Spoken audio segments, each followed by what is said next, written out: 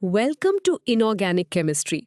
Today we are going to explore one of the most fascinating and essential topics in quantum mechanics, normalized and orthogonal wave functions.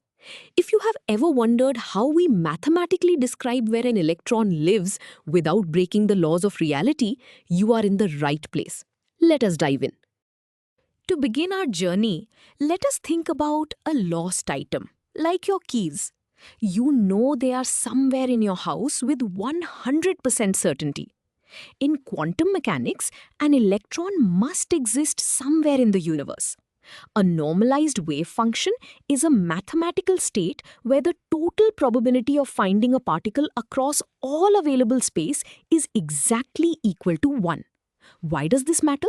Without normalization, our equations might predict a 500% chance of finding an electron, which is physically impossible.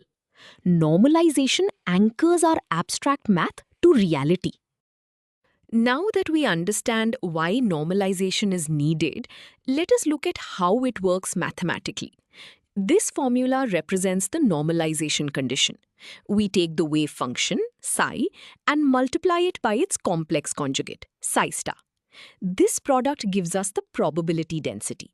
We then integrate or sum up this density over all space, represented by the tiny volume element d tau, from negative infinity to positive infinity.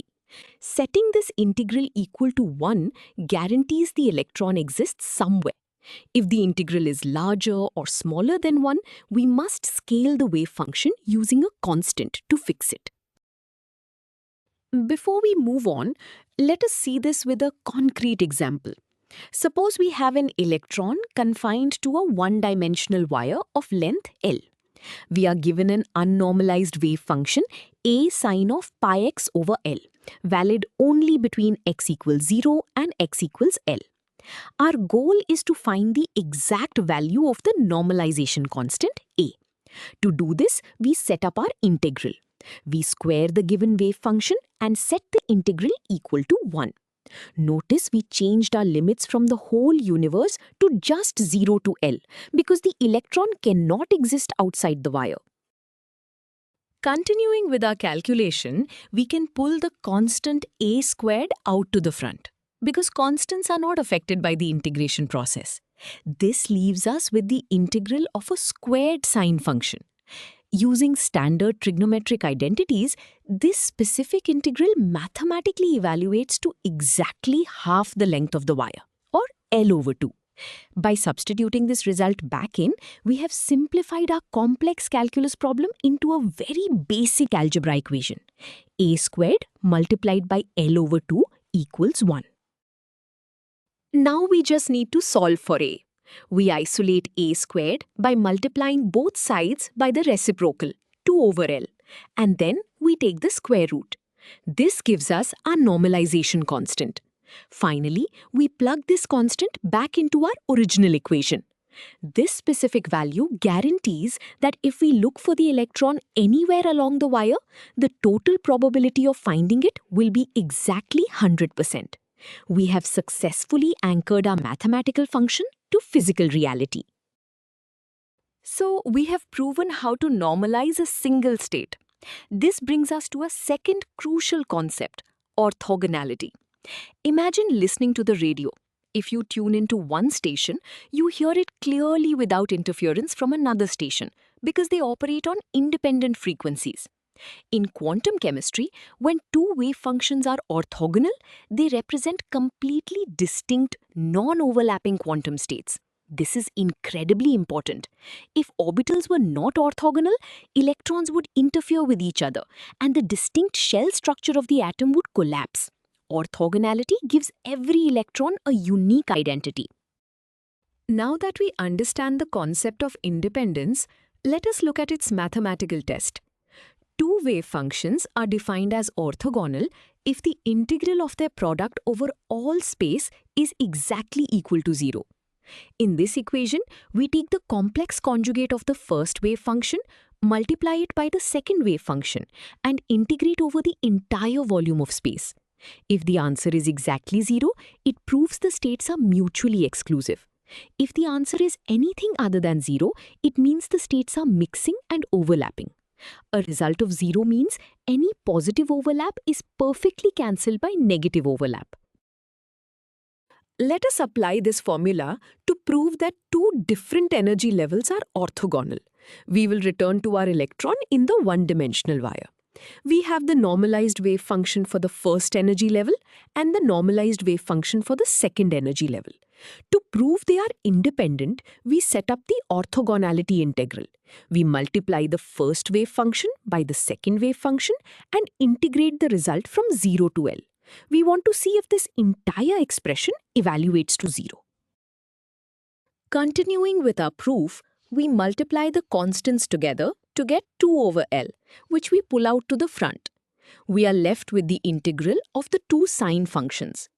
When you evaluate this integral, you find something beautiful. The positive areas under the curve perfectly cancel out the negative areas over the interval. Because the total net area is 0, the entire expression evaluates to 0. This mathematical result physically proves that the first and second energy levels are completely distinct, non-overlapping quantum states. To truly grasp why that integral equals 0, let us look at this visually. On the top graph, you can see our two wave functions plotted against position. Psi1 is a simple arch, while Psi2 has both a peak and a trough. The bottom graph shows what happens when we multiply them together to get the probability overlap. Notice the shaded regions. The blue area represents positive overlap, and the red area represents negative overlap. They are exactly the same size. When we integrate, we are adding these areas together. The positive perfectly cancels the negative, leaving a total area of 0. This is what orthogonality looks like.